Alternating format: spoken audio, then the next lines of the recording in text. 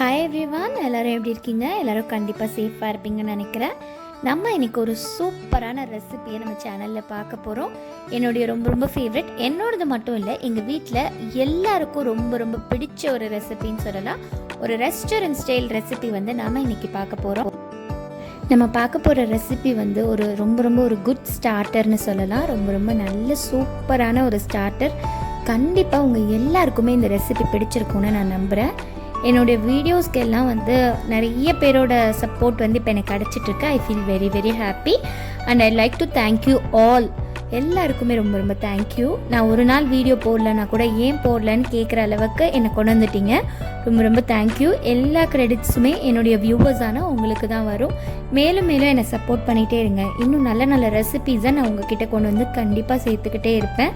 இன்னும் உங்களுக்கு ஏதாவது ரெசிபீஸ் வேணும் அப்படின்னா கண்டிப்பாக மறக்காமல் கமெண்ட்டில் கேளுங்க. நான் உடனே உங்களுக்காக செஞ்சு அதை நான் வந்து அப்லோட் பண்ணுவேன். எனக்கு வந்து அது ரொம்ப பிடிச்ச விஷயம். நிறைய பேர் முன்னாடி கேட்டிருந்தீங்க, அந்த மாதிரி நான் பண்ணியிருக்கேன். கேஜி போன்லெஸ் சிக்கன் எடுத்திருக்கேன். எடுத்துகிட்டு இந்த மாதிரி ஒரு பவுலுக்கு நான் அதை ட்ரான்ஸ்ஃபர் பண்ணிக்கிறேன். நல்லா வாஷ் பண்ணி எடுத்துட்டேன். 1 teaspoon cumin powder, 2 teaspoon chilli powder, 1 teaspoon pepper, கொஞ்சமாக சால்ட்டு சேர்த்துக்கிறேன். அதுக்கப்புறமா ஒரு 4 டீஸ்பூன் வந்து நான் கர்ட் சேர்த்துக்கிறேன். எல்லாம் சேர்த்ததுக்கப்புறம் பச்சை மிளகாயும் கேஷ்யூ நட்ஸ், அதாவது க்ரீன் சில்லியும் கேஷ்யூ நட்டும் அரைச்ச பேஸ்ட்டு, அதுக்கப்புறமா ஆனியன் பேஸ்ட்டு சேர்த்தேன்.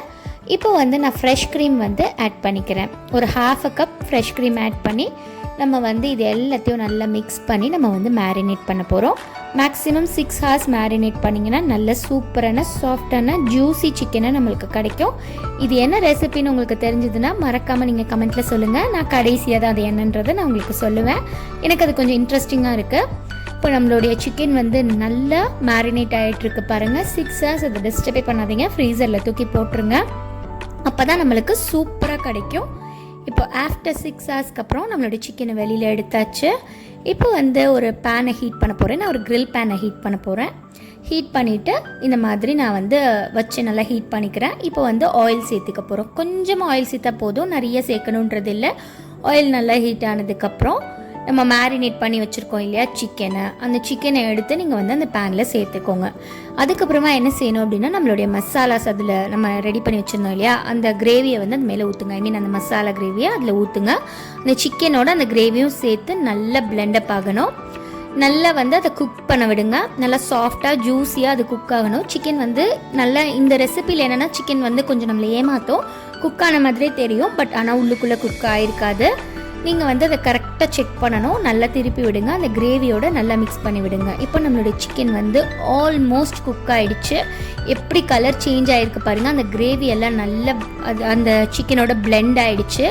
எப்படி ரெடி ஆகிருக்கு பாருங்கள். சூப்பராக டெம்டிங்காக இருக்குல்ல.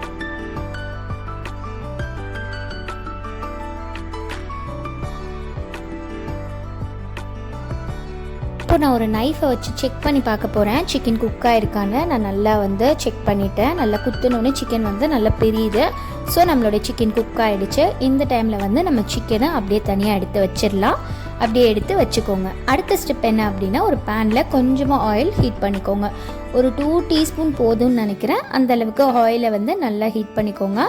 அதுக்கப்புறமா ஒரு ஆனியனை நான் நல்லா ஃபைனாக பேஸ்ட்டாக அரைச்சி வச்சுருந்தேன். அதை நான் வந்து அதில் சேர்த்துக்கிறேன். இப்போ இந்த ஆனியனோட ரா ஸ்மெல் வந்து கம்ப்ளீட்டாக போகணும். ஆனியனோட கலரும் சேஞ்ச் ஆகணும். ஆனியன் வந்து நல்லா ஒரு ப்ரௌன் கலராக சேஞ்ச் ஆகிற வரைக்கும் நம்ம வெயிட் பண்ணணும். அதோடைய ரா ஸ்மெல் வந்து கம்ப்ளீட்லி போயிடணும். அதோடைய ரா ஸ்மெல் இருந்து அது டிஷ்ஷே வந்து கெடுத்துரும். ஸோ அதோட ரா ஸ்மெல் கம்ப்ளீட்டாக போனதுக்கப்புறம் நான் வந்து ஒரு 1/2 கப் ஃப்ரெஷ் க்ரீம் ஆட் பண்ணிக்கிறேன். ஃப்ரெஷ் க்ரீம் ஆட் பண்ணிவிட்டு நல்லா வந்து மிக்ஸ் பண்ணி விட்டுக்கோங்க. அதுக்கப்புறமா ஒரு 1/2 கப் நான் வந்து மில்க் ஆட் பண்ணிக்கிறேன். 1/2 இல்லை 1/4 கப் மில்க் சேர்த்துட்டு 1 டீஸ்பூன் பெப்பர் சேர்த்துக்கிறேன். சால்ட்டு சேர்த்துக்கிறேன். சேர்த்துட்டு நல்லா மிக்ஸ் பண்ணி விட்டுக்கோங்க.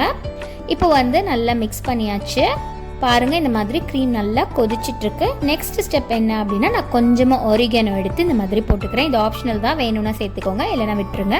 ஃப்ளேவர் நல்லாயிருக்கும் அப்படின்றதுக்காக நான் கொஞ்சமாக oregano சேர்த்துக்கிறேன். உங்களுக்கு வேணும்னா நீங்கள் கஸ்தூரி மேத்தி கூட ஆட் பண்ணலாம், அதுவும் நல்ல ஃப்ளேவர் கொடுக்கும். இப்போ நம்மளுடைய க்ரீம் வந்து நல்லா வந்து பாயில் ஆகிட்டுருக்கு. இந்த சமயத்தில் நம்மளோட சிக்கனை எடுத்து உள்ளே போட்டுருங்க. உள்ளே போட்டுட்டு நல்லா மிக்ஸ் பண்ணி விடுங்க. இந்த க்ரீமும் அந்த சிக்கனும் நல்லா பிளெண்ட் ஆகணும். இப்போ கண்டிப்பாக உங்கள் எல்லாருக்கும் தெரிஞ்சிருக்கும்னு நினைக்கிறேன். தி அல்டிமேட் மலாய் சிக்கன், ரொம்ப ரொம்ப சூப்பரான மலாய் சிக்கன் உங்களுக்காக ரெடி ஆகிடுச்சு. கண்டிப்பாக உங்கள் எல்லாருக்கும் இது பிடிச்சிருக்குன்னு நான் நம்புகிறேன். The very tastiest ever malai chicken by இபுகோபு ஹோம் கிச்சன். கண்டிப்பாக உங்கள் எல்லாருக்கும் பிடிச்சிருக்கும்னு நம்புகிறேன். இன்றைக்கான வீடியோ பிடிச்சிருந்ததுன்னா மறக்காமல் எல்லாரும் சப்ஸ்கிரைப் பண்ணுங்கள். அண்ட் தேங்க்யூ ஃபார் வாட்சிங்.